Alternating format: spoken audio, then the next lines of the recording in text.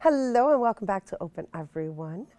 New York City photographer Gabrielle Robinson is here, and she takes her work to another level, which is going to be very interesting for you guys. She by creating scenes of like provocative compositions and eerie vibes.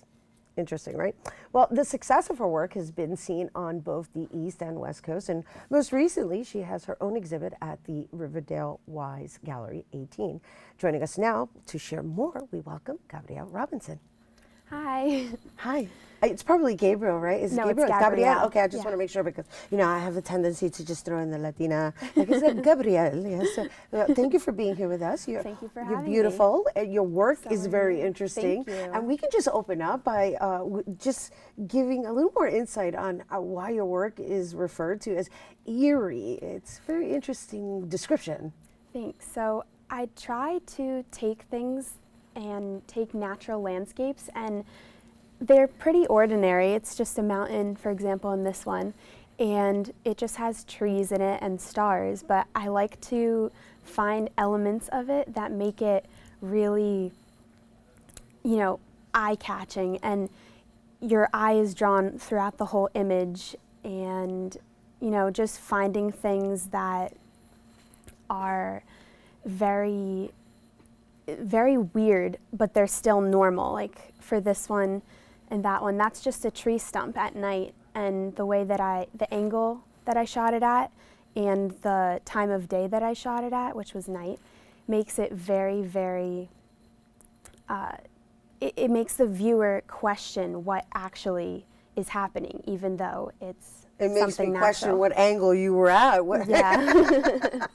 No, it's actually a very interesting capture. Now, I saw this image on, I'm sorry, guys. I saw this image on your website, and the first thing that came to my mind was yin and yang for some reason.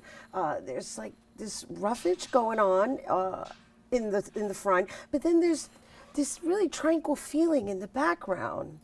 So I try to, like I said, take things that are normal, like it's just a tree stump there and a waterfall, but I like to add a third dimension to it. I like to have the viewer, look at all of the image and find out, where's there a balance between whites and darks and, water, earth, and just the more elements I incorporate into a composition, the more intricate and complex it becomes for the viewer. Photography is a challenging occupation. Yeah. And you've had quite some success in this field. Yeah. So how long have you been doing this? I've had 4 professional years of experience traveling and having my work in galleries and other places across the country, which is really exciting. Now, I understand you've been exhibited in like the West Coast and various art galleries, but I also understand that you're like on display at municipal buildings and that you've won a lot of contests. Yeah. So tell us a little bit more about that. So I've entered a lot of contests just to get my name out there. The more contests you win, especially in the art world, whether it's painting, drawing, photography, it's just good to get you on a upward start to being successful and known in the art world. So that was my first step. And then, having art in galleries versus having them in these hedge fund offices in downtown Manhattan. Like in downtown, they want things and artwork that are new and eye-catching for the viewers, not just a print from, a commercial print. Right. And in galleries, they're looking for also very different work and work that,